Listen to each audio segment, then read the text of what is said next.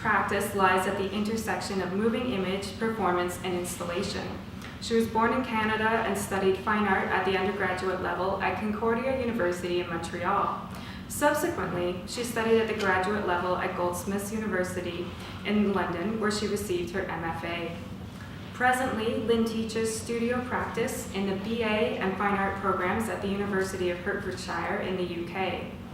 Her work has been exhibited in solo exhibitions internationally at the Künstlerhaus Benthanian in Berlin, at Steve Turner Contemporary in Los Angeles, at the Musée d'Art Contemporain de Montréal, at Daniel Arnard Contemporary Art in London, and at Program in Berlin.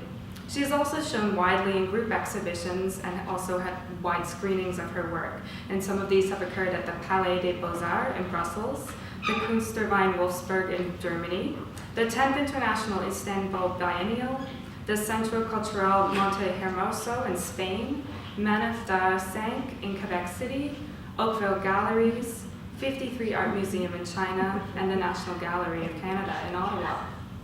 At the present, Lynne divides her time equally between 3 cities: Montreal, where she exhibits frequently and is represented by Gallery Donald Brown, and London, where she teaches, and finally Berlin, where she has her studio.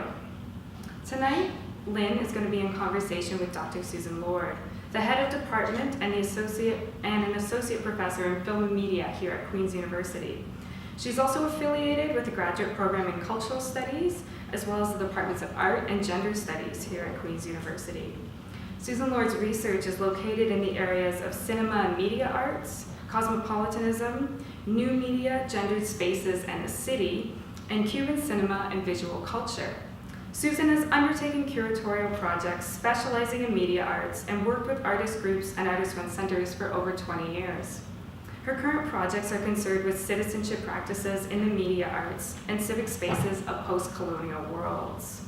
She has received numerous research awards from the Social Sciences and Humanities Research Council of Canada, the Canada Council, the Ontario Arts Council, and Queen's University.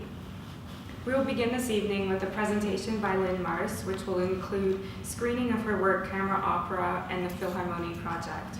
This will be followed by a conversation between Lynne and Susan. After this, we're going to open up discussion to the audience. And for the discussion period, I invite you to make use of the 2 microphones located in each aisle because we're recording this event. So without further ado, please join me in giving a warm welcome to Lynne Marsh. For the second presentation, titled Camerawork, Framing Labor, I've grouped together 2 video installations. Camera Opera, filmed in a television studio, and a second installation from the Philharmonie Project, Nielsen Symphony No. 5, filmed from the production studio of a concert hall. This grouping brings together artworks that are working with or interfering with the means of production. Camerawork refers in this talk to the performance of the camera, which in these works takes on an active role and at times can be seen as a kind of autonomous agent, while framing labor refers to the way in which the installations recontextualize the work or performance of people who work in the production of television images or the production of productions. Through artistic intervention and the reframing of the behind the scenes, new events or situations emerge in the installations. In these works, music also has an important framing function, organizing the arrangement of the performance elements, bodies, gestures, and cameras, as well as through affect, where the expressive quality of the music invests the scenario or situation with heightened drama or intensity. The first work I'll show, and this is a clip of the television studio where it was shot, is Camera Opera, made in 2008. Camera Opera was filmed on the set of Das Dual, a German current affairs television program, which is broadcast live from the studio. It's a program where someone from the left and someone from the right come in and debate an issue in the media with a news presenter. This is an image of the installation from the Musée d'Art Contemporain in Montreal. The work is installed to resemble the apparatus of a television studio using lighting, monitors on unipool screens on wheels, speakers on stands, and a kind of studio floor matting surface. The piece is 2 synchronized video channels, and it's about 12 minutes long. And here I'll show you 6 minutes.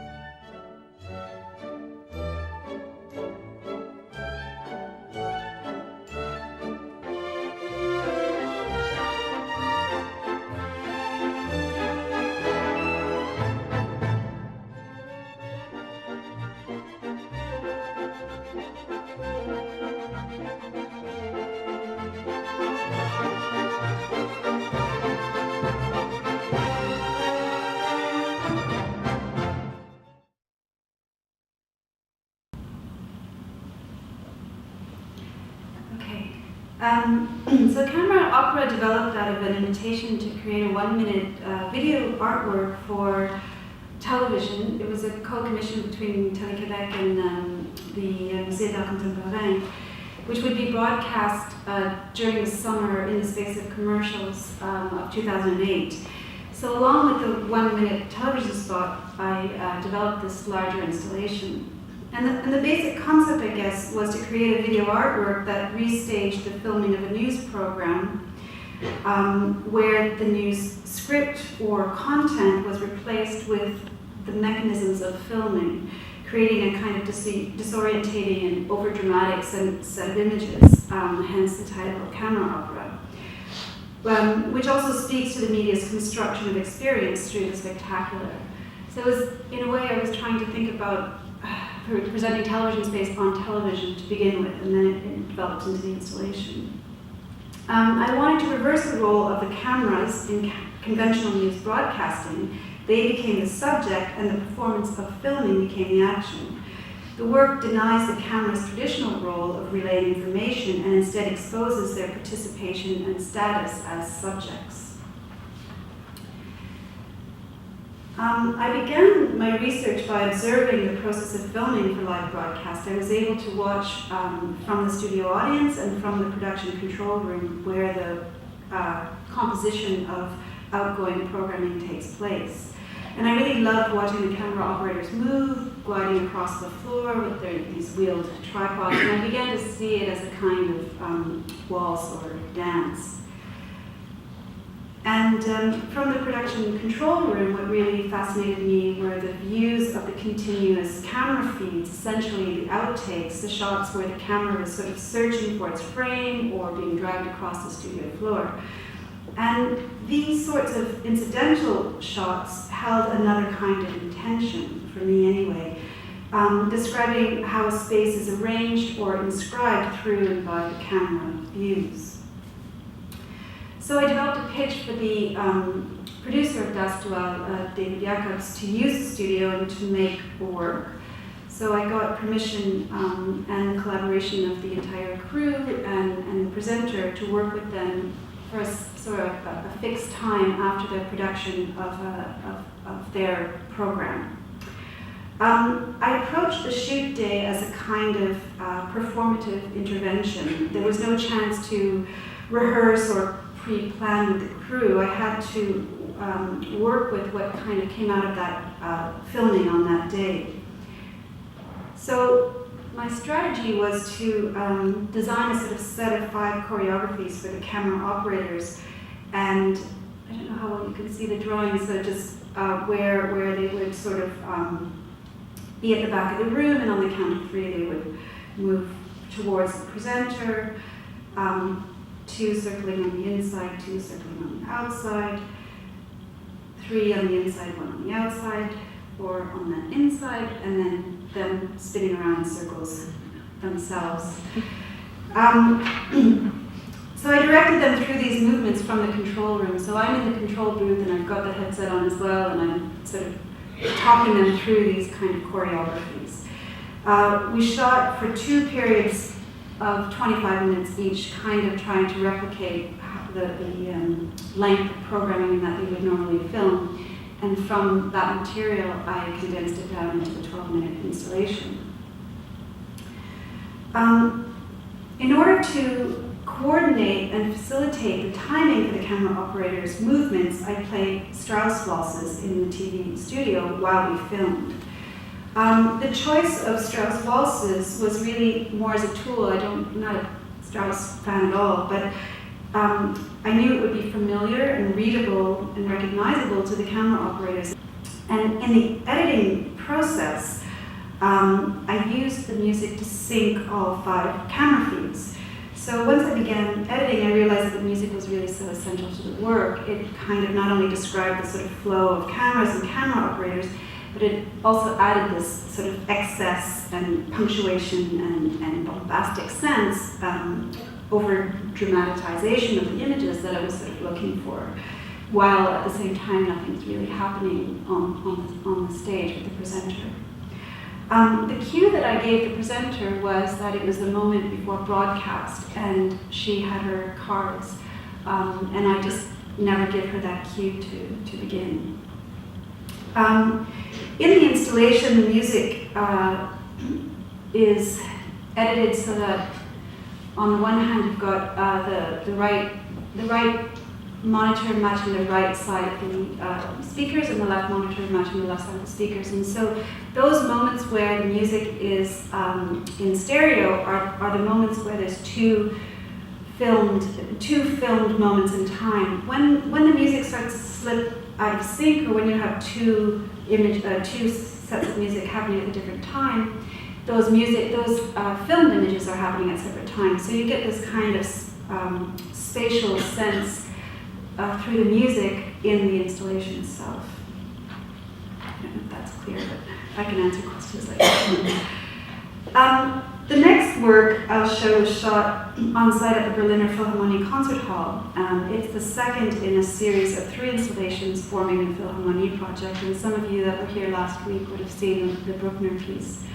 Again, the relationship between cameras, music, and the production of a televisual experience was what brought me to the site. Matthias, one of the camera operators from Camera Opera, told me about the in-house remotely controlled camera system and invited me to come and watch them film a concert for broadcast from a small studio housed above the hall. Here's an installation shot of Nielsen's Symphony No. 5, which was exhibited at a program in Berlin. The installation consists of 2 synchronized video projections.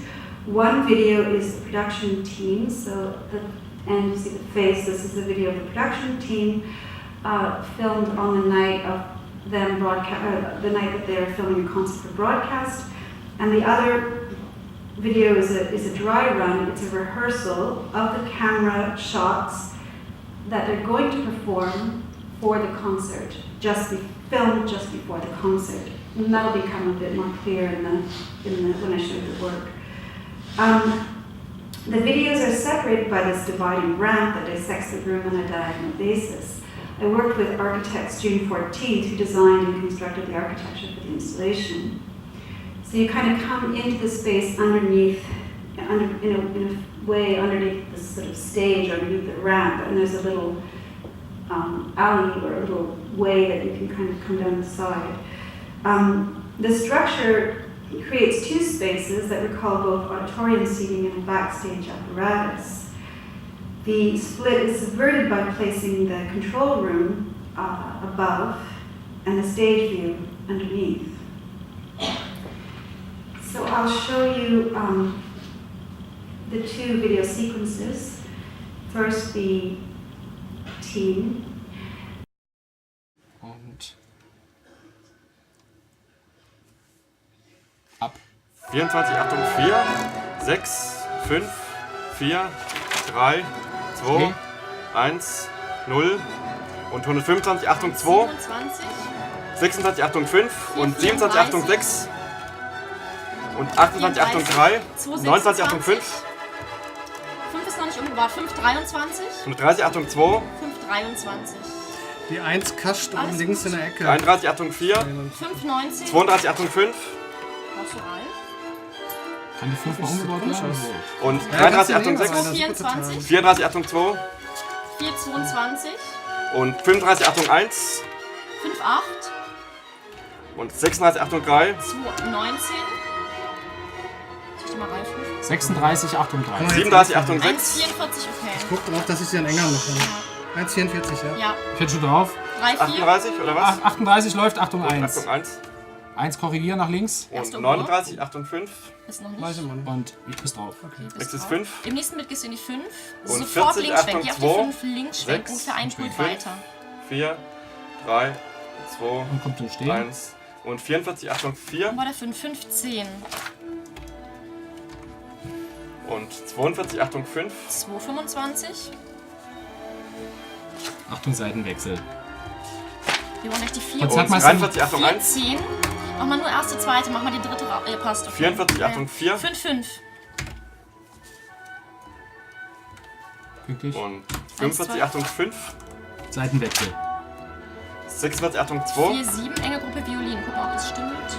47, Achtung 3. 5-1. Und 48, Achtung 6. 49, Achtung 5.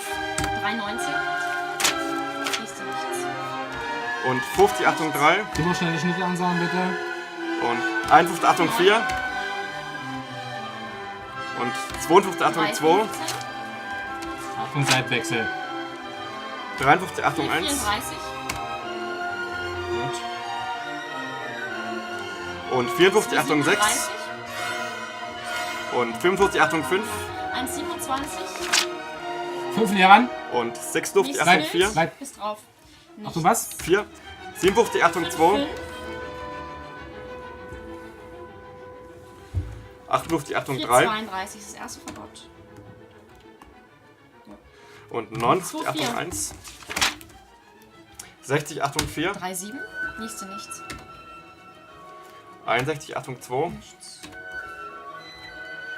62, Achtung 1. 4,10. 63, Achtung 3. 21. 21. 63, Achtung 3. 64, Achtung 4. 1,45. Nächste Schön auf nichts. die musikalischen Punkte. Psst. 65, Achtung 5. Nichts. Und 66, Achtung 4,8. 1. 67, Achtung 2. 5,22. Ja, 5,22. Achtung, schnell, Und kurzer Schnitt. 68, Achtung 4. 1,48. Und 69, Achtung 1,48. 5. 2,4. Und 70, Achtung 2. 4,9. 70, Achtung 2. Und 71, Achtung Nichts. 1. 1 aufpassen. Komm, Alexander. Stück hoch, die 1. Dritte Posaune, Tuba. Und So. 72, Achtung 4. 29. 4 müssen nach links. Nächstes Bild, Reihe Flügel. 73, Steh. Achtung 5. 1,9. Und 74, Achtung 3. Genau auf den Schlag. 4,3. Und 75, Achtung 2. 5,24.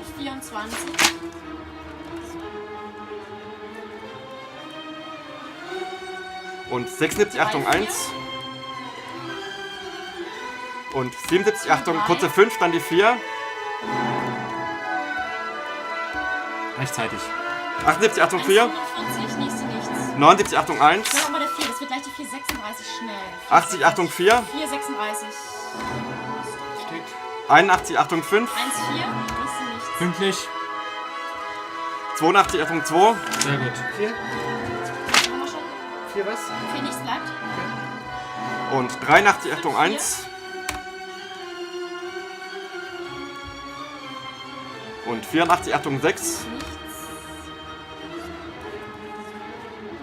Und 85, Achtung 3.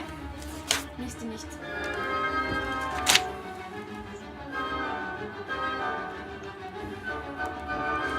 Okay. And so at the same time, synchronized to what they would be doing, so the camera motions and direction that they're doing is played out here to the music.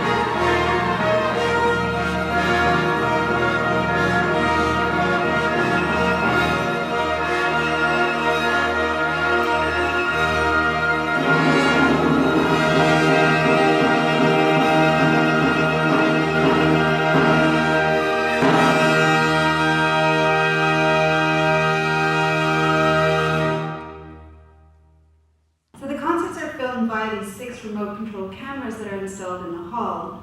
And the way it works is that the team is given the scores in advance. All the team members are trained in music, and to greater or lesser extent, the camera operators sometimes less, but they all have a kind of musical training and background. And so from the score and an intimate knowledge of the layout of the orchestra and placement of the cameras in the hall, they develop a choreography of camera shots. And this is the studio that they work in, so they're just looking through the camera feeds at the concert hall. And during the rehearsals and first performances, sometimes the performances are 2 or 3 nights, they refine and practice this choreography, and on the final night of the performance, it's broadcast live for an online or cinema theater audience. Each team member has a specific role. We hear them calling out a series of numbers corresponding to the bars of music and the camera angles that are filming the musicians as they play. And I realize that you don't get all the details of this information explicitly, and I don't translate the German language, although even if you understood German, it's hard to follow anyway because it's a kind of specific coded language. But I think that you get the sense that they're counting, and that there is a sort of almost like an assembly line, kind of a production going on. What was important for me to relay was the concentration, the coordination, and the gestures that I saw as an alternative translation of the score, a mediated construction of the experience of the concert, and an alternative performance of considerable virtuosity. The dry run video, so showing the camera choreography, highlights for me again the idea of the camera as subject.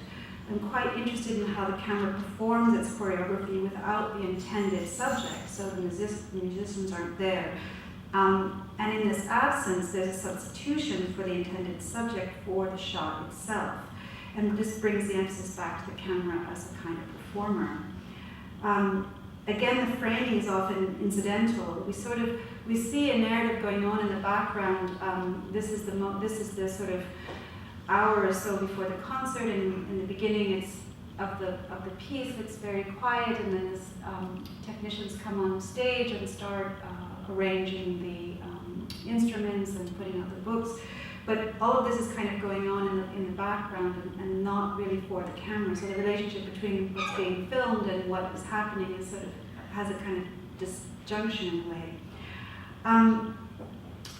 The music, again, unifies these elements, broadcasting Nielsen's symphony as it's performed by the cameras and by the orchestra, punctuated by the voices of the film technicians. So in the installation, you'd have the voices of the technicians coming from one side of the space and the music connected to the stage coming from the other side of the space, with some of the music behind the voices of the technician, because when they're working in the room, they also have the music is being fed into that room. So in the installations, in both installations, Camera Opera and Nielsen Symphony No. 5, I'm trying to create a space that points to, I guess I'm calling it an expression of infrastructure. The installations invite the viewer of the exhibition to bear witness to the parceling out of their experience. And I'll stop there and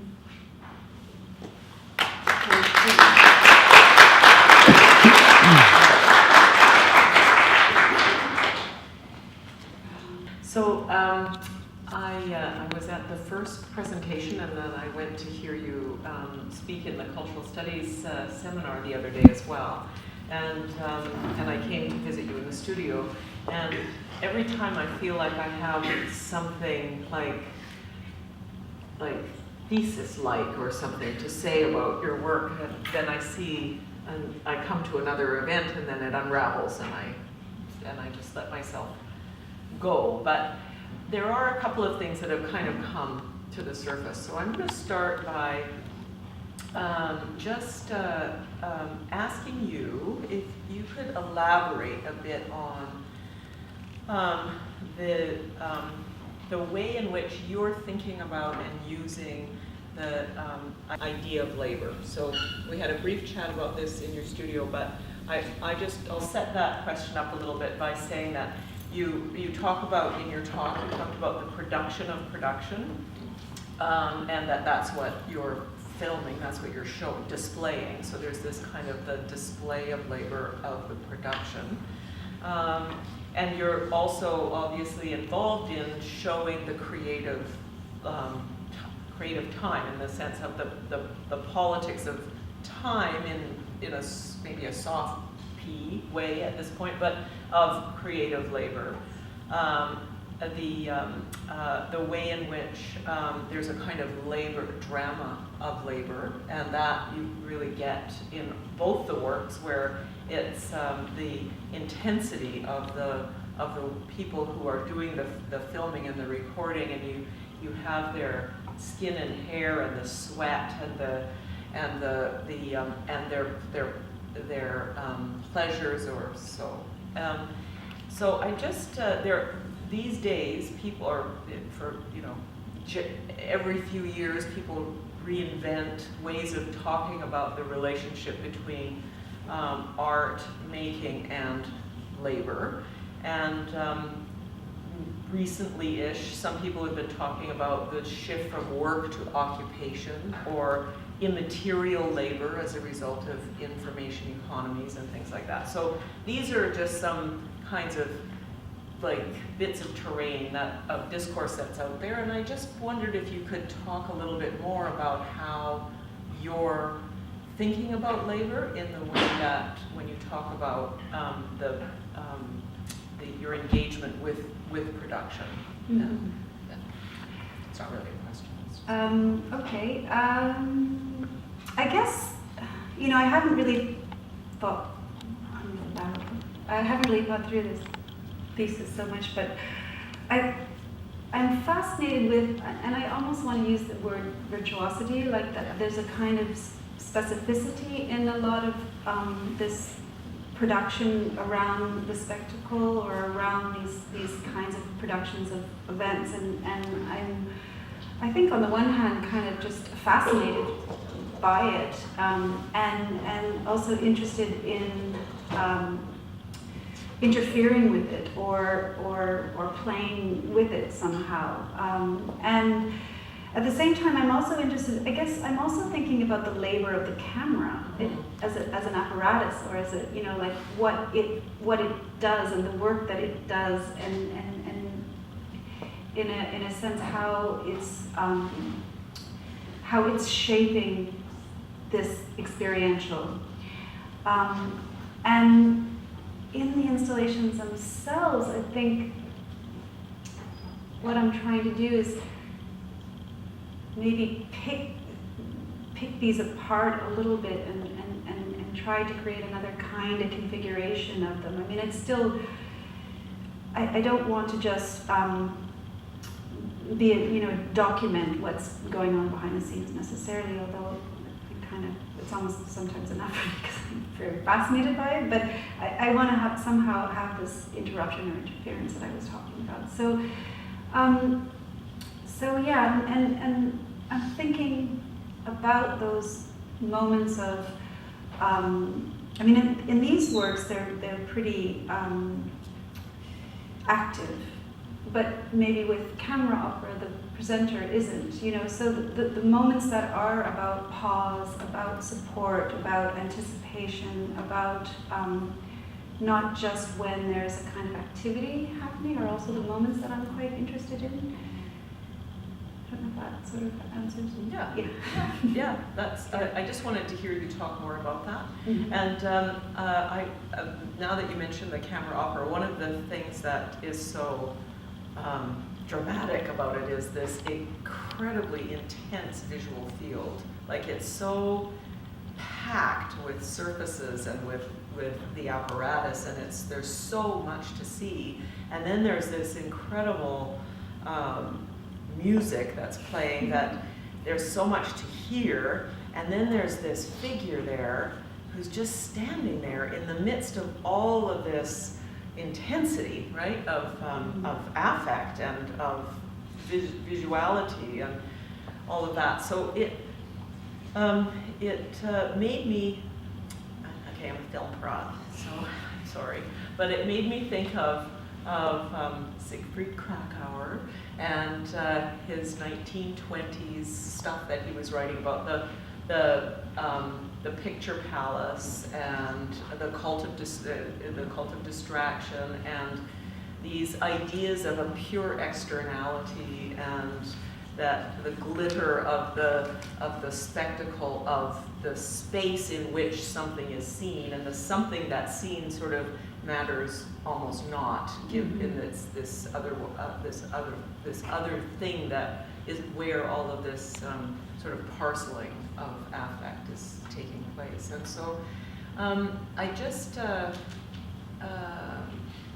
I wonder if you could sort of talk a little bit to that, the fact that we're in Berlin with these works and that you've got this show of the left and the right and this woman who's got no cue given to her finally to moderate something about the left and the right in this like Krakauering moment of the new picture palace of the contemporary space. So I just want, I don't know. Yeah. It's not, again, a question, it's just Yeah, something. well, that's dual, I mean, the dual, and you know, is the title for the show, and I think that the setup is already there also in terms of spectacle, you know, bringing somebody in from the right and from the left, and they're going to obviously disagree, and it's going to get turn into this kind of heated debate, and so it's an orchestration already, and I think that orchestration was something that I was thinking about extending with all this sort of, you know, camera, overdoing the camera in a way, and I think that there's, you know, working in Berlin. And in German culture, and I'm an outsider working in Berlin and encountering German culture as an outsider, and there is a lot of control, there is a lot of rules, there is a sort of a set way of doing things, and I'm really interested in kind of trying to go in and mess that up a little bit, you know, and at the same time, what's kind of great is that there is an openness to me going in there and messing things up. So. On the one hand, I'm not really sure how, like these guys all agreed to participate in this event. And then when I went back to show the work to them, I brought like a big case of beer and you know, nobody turned up, nobody cared. I thought that was really, like, I thought it was really interesting that they were sort of interested. I mean, nobody cared, I don't know, but you know, only the presenter and the producer were really excited about it, and the guys who worked there weren't. But they were open to doing it. Although when they were doing it, I think they thought it was complete, you know, nonsense and could, you know. So there's this kind of strange openness. But the rules are really important, and the protocol is really important. And you know, I think the presenter in camera opera really holds that sense of control in the work while all of this stuff is kind of going on around you, and she's so fixed, and she's so good at being fixed. It's pretty incredible, actually. I have another point that I'll ask you about, and then we can maybe toss it open to the audience. But the film Romani piece that you showed us last time was four sectors of screen, right, divided. And this time we're seeing the same operators, the same camera operators inside the studio, but in a linear kind of format. Yeah. And now they're edited, so we have, and there's something there's something incredible about the way edits produce a certain kind of time and a certain anticipation, and there's a lot of suspense, and there we get to watch them as a crew, and yet we get these individuals, and so there is this very kind of dramatic staging, and you use editing in a very careful way. So I just wonder if you could talk about your practice in that sense as someone who assembles images of this, and the way in which you work as a in the creation of time in that sense of the edited drama. Yeah, I mean, I guess I look for a logic in the material. I don't start with a fixed notion of how something's going to come together. Camera opera, for example, I wasn't sure if it would be one screen or 5 screens, or I was using what was in the set, and it was interesting because I filmed 3 different times at the Philharmonie.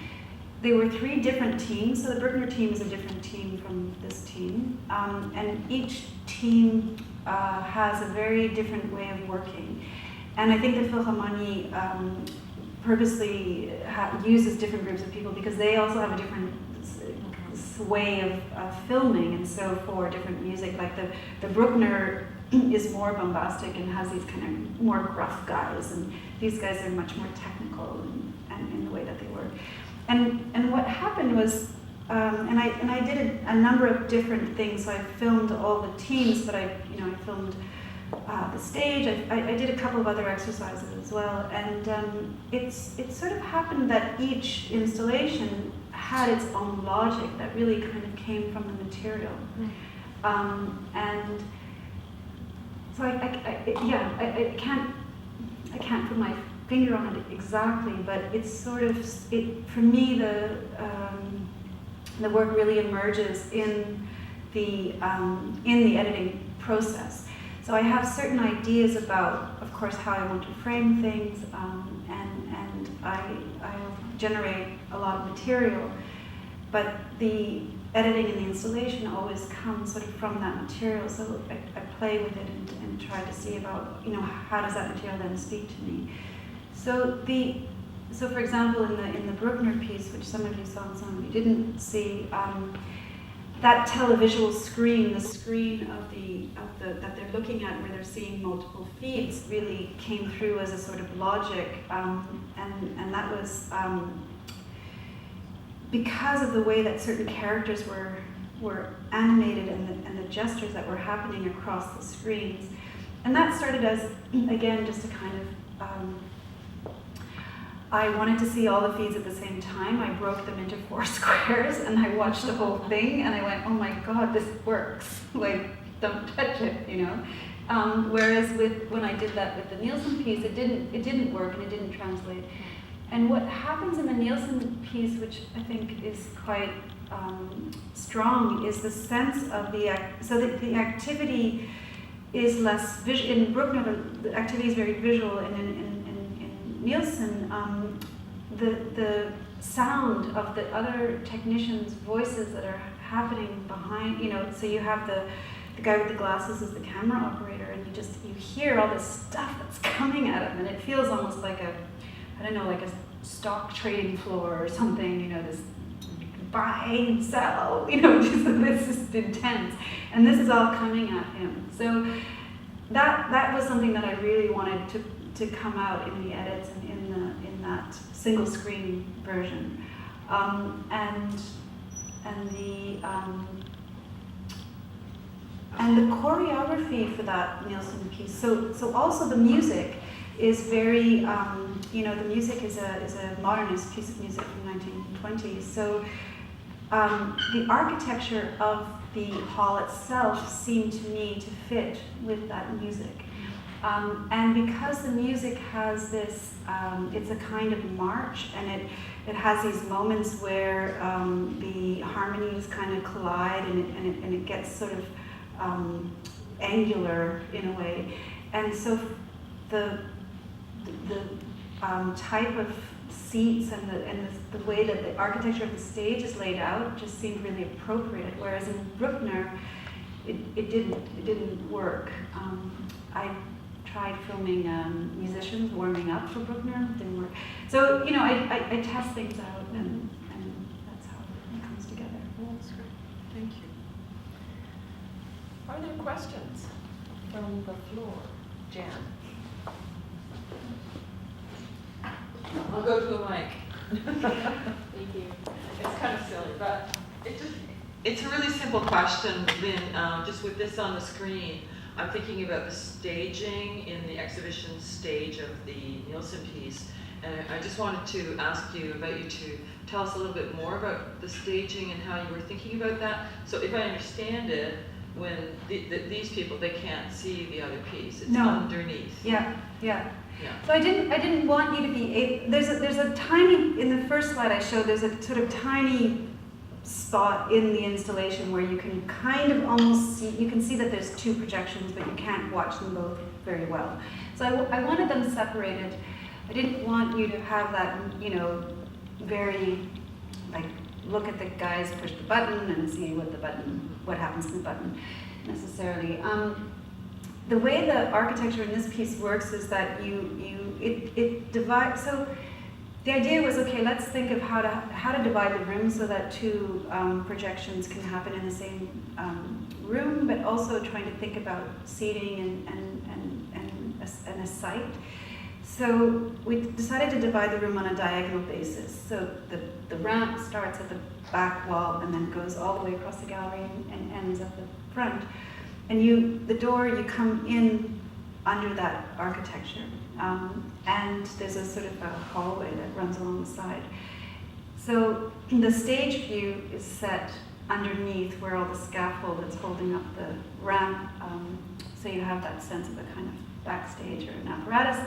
And then you can walk to the other side and it's just, there's a wood surface with carpet, and you just can climb up there and sit. You feel like you're sitting on a hill, actually, more than an auditorium, but and you can watch the team. So again, kind of simply trying to foreground the team as the sort of main event in a way. So you see the stage piece first. Yes. As you enter, so you go by that. Yes. But it doesn't invite spending time and sitting down with it. Well, there is a place where you can sit, but what tended to happen were people went to the voice. People came in and they went straight up first. They went to the voice first. That was kind of interesting, but you had to make a choice because. You could sort of make out that there was sound and a projection coming from here, and then the other screen is sort of that way, so you could go either way. I don't have an order for the. But you're also kind of reversing where you're kind of invited to look and spend time, so Yeah. that when you come to that performance, what's usually hidden. Yeah.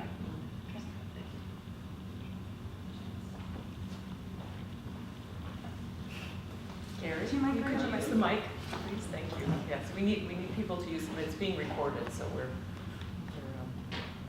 thank you. It seems like it's reasonable to see the work in the tradition of institutional critique, right? And there's always been this issue with institutional critique where the institution invites you to critique them, and there's this has been going on for decades. This kind of issue. And I wonder where institutional critique in general is at now. And when I saw your first piece, it seemed that, the behind the scenes investigations might have, it seemed like this really sophisticated version of something that we might have seen on the David Letterman show 20 years ago.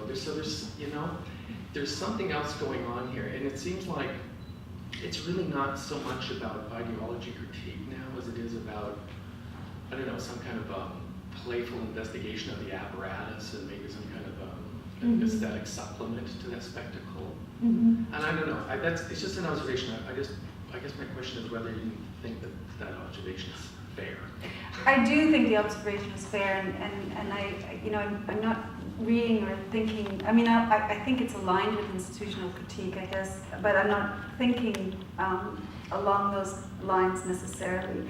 But maybe I'm thinking more along the lines of some of the early video artists who kind of went and tried to work with television and broadcast and tried to get into those spaces that when video first came out that were very exciting, and maybe that's also my investigation, is to sort of somehow, as an artist, infiltrate these studios or these production sites and rearrange. So I think that the work probably lies more in a sort of thinking about mediation rather than the institution, and how these images are, how it's a constant mediation, remediation. Yeah.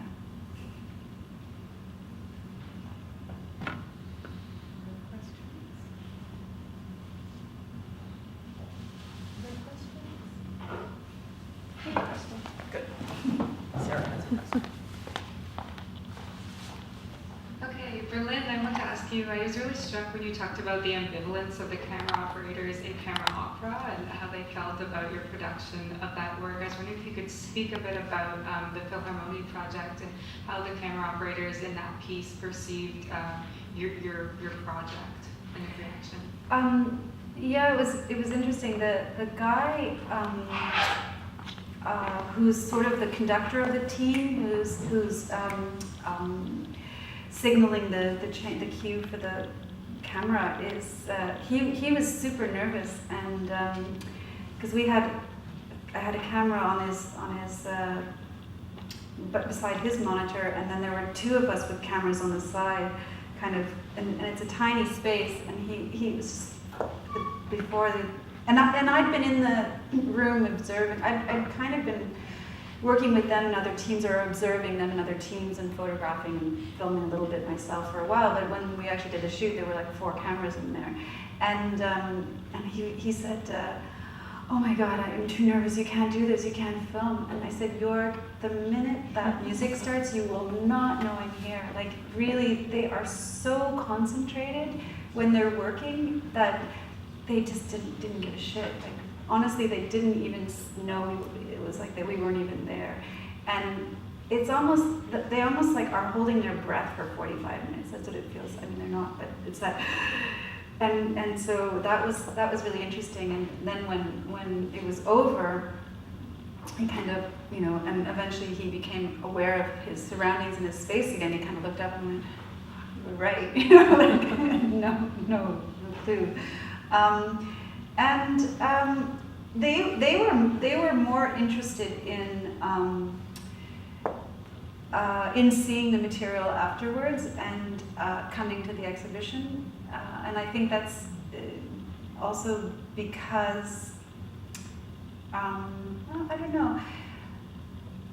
I think they are maybe more aware or more interested in that speciality of what they do. It's a new area, filming, and it's a kind of involves a new technology that the Philharmonie has in place, so that you can go, like everything is compressed at that time, and so they were sort of interested in seeing how their work translated, whereas I think the camera operator guys from Camera Opera were more jaded about like going. They just go in every day and they film these programs every day, and they didn't see or understand their participation as much as maybe the Philharmonie crew did.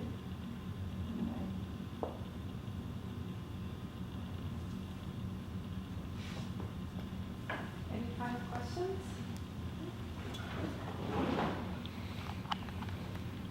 I'm interested to know why you work in Germany when you said you felt like an outsider.